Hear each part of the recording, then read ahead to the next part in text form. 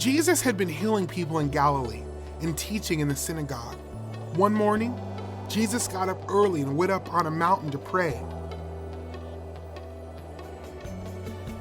When he came down from the mountain, large crowds of people had gathered together and they followed Jesus. Jesus came to a town where a man lived who had leprosy, a serious skin disease. God's people had laws about how to deal with people who had a skin disease. These people were considered unclean. A person with a skin disease had to live alone, away from everyone else.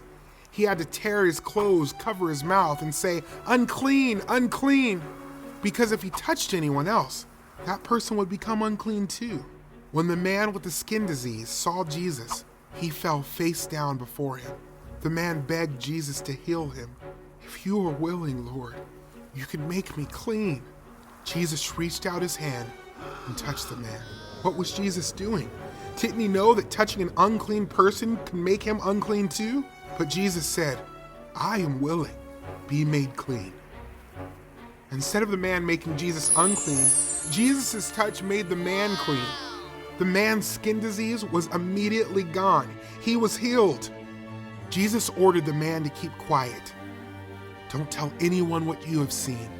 Go to the priest and show him that you are no longer unclean, and then make the sacrifice according to the law of Moses." But the man did not keep quiet like Jesus asked him to do. Right away, he went out and told anyone who would listen that Jesus had healed him. News about Jesus spread throughout the area, and large crowds of people came to Jesus to hear him teach and to be healed of their sicknesses. Jesus could no longer walk into a town without being noticed. He often withdrew to deserted places so he could be alone to pray. But even there, people found him, and they came from every direction to see him. Not only did Jesus have the power to make a leper clean, he was willing to make him clean. Like the disease of leprosy, sin deeply affects all people and makes them spiritually dead.